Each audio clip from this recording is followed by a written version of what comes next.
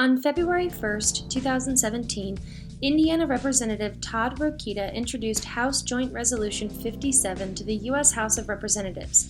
It is co-sponsored by 13 other Republican representatives.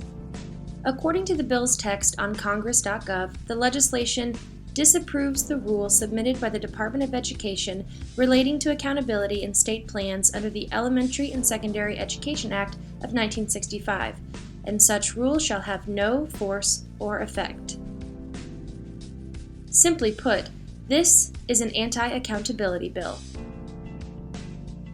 The Every Student Succeeds Act, or ESSA, is the latest iteration of the Elementary and Secondary Education Act, and its regulations that are currently under attack allow states to set their own ambitious goals and measurements of interim progress for academic outcomes, while also ensuring that states have robust, multi-indicator statewide accountability systems for all public schools, which must include valid, reliable, and comparable measures, and must take into account things like academic achievement, graduation rates, at least one state-selected indicator of school quality or student success, among others. Basically, these rules set some minimum requirements for how schools can show they're successful, and then give individual states lots of room to customize their accountability systems within those requirements.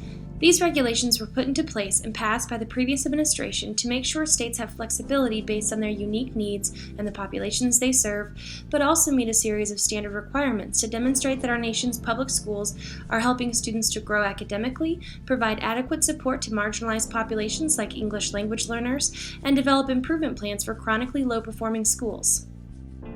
This bill isn't aiming to improve or even adjust these regulations. It's aiming to nullify them entirely. As with any bill introduced in the House, it must first be passed by the House of Representatives, then passed by the Senate, then signed into law by the President. Given that this is a Republican-sponsored bill and that both the House and the Senate are majority Republican, the bill could gain traction. In fact, it already has. After it was introduced on February 1st, it was scheduled for a vote and then voted on by the House within a week. On February 7th, it passed the vote in the House with 234 Republicans voting yea, 1 Republican voting nay, 4 representatives abstaining from voting, and every House Democrat voting nay. The future of this deregulation bill will be decided on by the Senate. So what can you do if you disagree with the complete nullification of the ESSA accountability regulations? Call your senators. Find out how to contact them by visiting senate.gov/senators/contact and ask for your rep to vote no on HJR 57. Explain to them that no accountability for the success of our schools isn't acceptable. To find out more about this and other issues affecting public education, join March for Public Education. You can find us on Facebook and Twitter.